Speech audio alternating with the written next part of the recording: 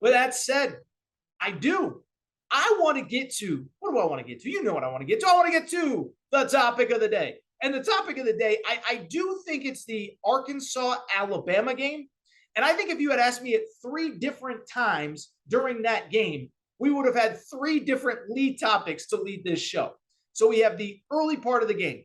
Alabama, Bryce Young's in. They look like the Alabama team we've been waiting 2 years for. Up 21-0, steamrolling Arkansas, great atmosphere in Fayetteville. Then we know what happens. Bryce Young goes down. We all get concerned. Arkansas rallies at one point, cuts the lead from 28-0 to 28-23. Finally, Alabama gets its composure, and Alabama ends up winning 49-26. And I will tell you that was not an insignificant score because remember, the spread in the Betfred Sportsbook was 17 points. And so Alabama wins, Alabama covers, Alabama improves to 5-0.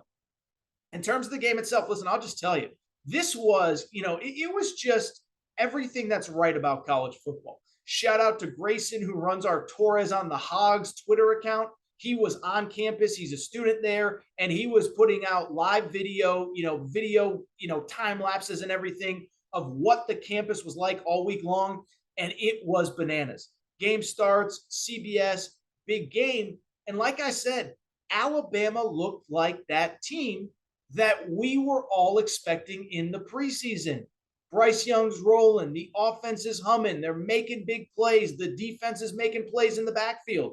And then, as I just said a minute ago, Bryce Young goes down. And I think we were all just like, what is going to possibly happen in this game? And to Arkansas's credit, listen, one thing about Arkansas, and we'll kind of wrap this segment with a little bit of Arkansas talk. I give them so much credit because that's a team that up, down, this, that, they never quit. They always fight under Sam Pittman. And all of a sudden, Bryce Young goes down. Alabama's up 21-0. They do score shortly after he leaves. But all of a sudden, right at the end of the second quarter, you start to feel the tides turn a little bit, right? Arkansas scores right before halftime, 28-7. Okay, not too much to think about. Then they score right after halftime at 24-14. And then right after that, they do an onside kick. They recover the onside kick. It's 28 eventually to 17, 28-23 before Alabama makes some big plays and pulls away. So first of all, I want to give credit to Arkansas. Great atmosphere, great fan turnout, great whatever. But then also Alabama for overcoming adversity and finding a way to win that game on the road without your Heisman Trophy quarterback. And so when I look at this game from the 30,000-foot view, let's break it down. Because I'm just going to call a spade a spade. I'm going to be honest. I'm going to be real. And I'm going to say this. I actually think now that we know Bryce Young's status, I think this game was almost a best case scenario for Alabama. And let me explain why. First of all, Bryce Young is okay, right? Like if you win 72-0, but Bryce Young is hurt, that's problematic. Instead, we find out after the game that Bryce Young is going to be okay. I think for people who missed it, I might have just mentioned it. I might not have. Bryce Young fell on his shoulder midway through the second quarter, holding his shoulder, goes back to throw a few plays later, and you can just tell he's not himself, runs into the tent, runs into the locker room before halftime, and everybody starts freaking out like, oh my goodness, what just happened to Bryce Young? Is he done for the year? What does it all mean? Blah, blah, blah, blah, blah. Well, fast forward, and here's exactly what we know. It was an AC joint sprain. I'm not a doctor, believe it or not, don't claim to be, but according to Nick Saban, this has happened before, and he is day-to-day. And so, first of all, again, if you win that game, but Bryce Young does not look, Bryce Young is not healthy coming out of it, you're done, you're screwed, it's over, forget it. Instead, you now know that he's healthy. Now, we'll see if he plays this weekend. Good weekend. Good thing is Alabama basically has a bye. They play Texas A&M. Sorry, Texas A&M fans, I'm just kidding, but not really. But they do play A&M this week. But then I do think, assuming you get by that, and I think with the momentum and energy and anger from not only this summer, and we'll talk about this throughout the week, I think everybody gets so caught up on the A&M Alabama stuff from the summer. Never forget A&M also beat Alabama last year. So I do think Alabama's fired up. I do think they win convincingly. And even if Bryce Young is not available or not at 100%, the good news is you'd assume if Nick Saban's saying that he could be potentially available this weekend, then he'll definitely be available for the following weekend against Tennessee.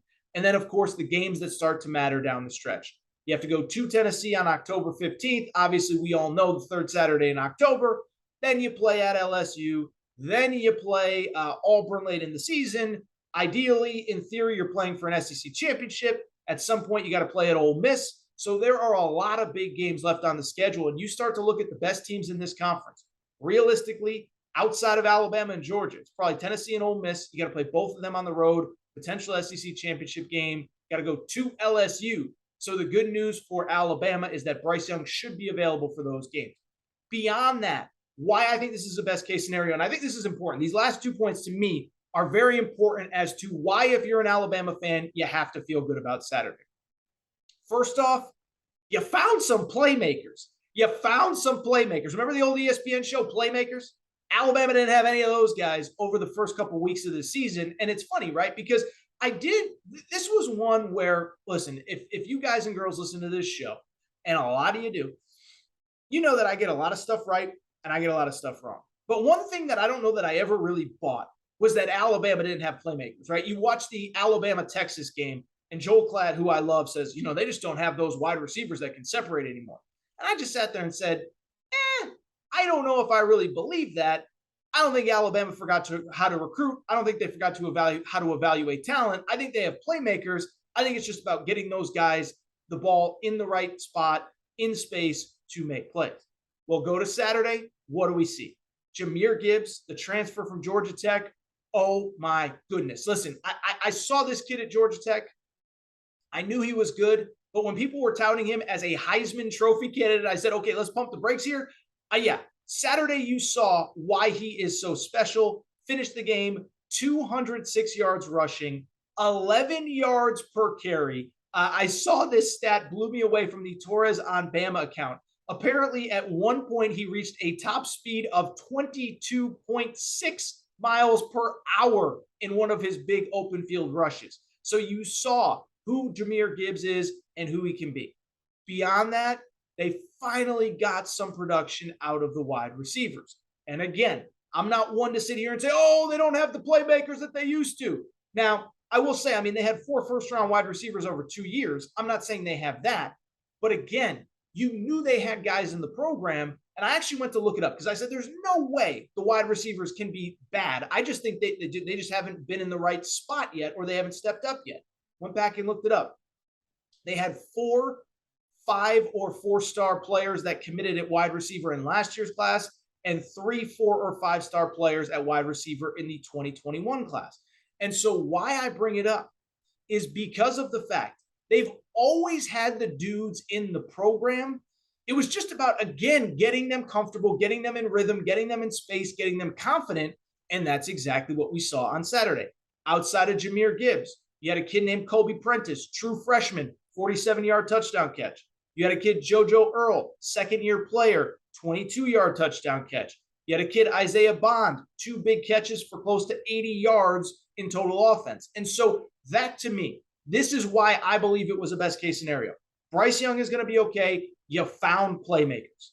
And finally, you know what else? You know why else you need to be excited if you're an Alabama fan? It is because of what we talked about on last week's shows. What was the term that I kept using to describe Alabama? What was the term? Nick Saban said he was looking for hateful competitors. And Alabama players said they had it. We needed to see it. Well, I think we saw it on Saturday. Now, it wasn't perfect. And I would say even the performance as a whole from Alabama wasn't perfect. They still have too many penalties.